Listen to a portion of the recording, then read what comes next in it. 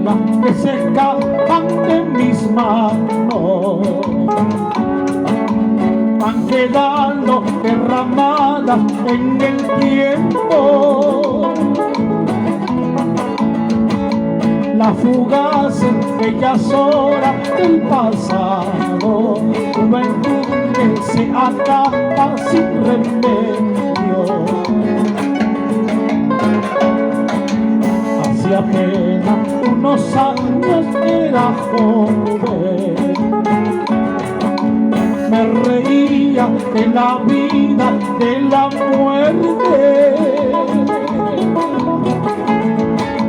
Hoy mis sienes tienen nieve de tristeza y mi rostro envejecido sin clemencia. Dale, Julio.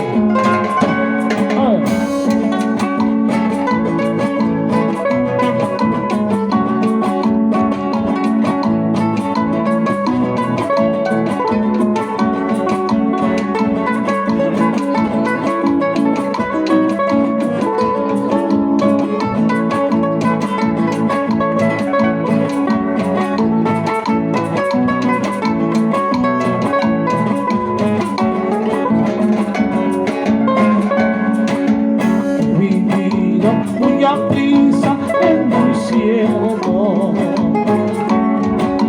agotando los placeres sin descanso. Hoy contemplo con gran pena esos años, resignado a soportar el cruel presente. Pudiera retener siquiera un rato esas horas que nos llevan a la muerte.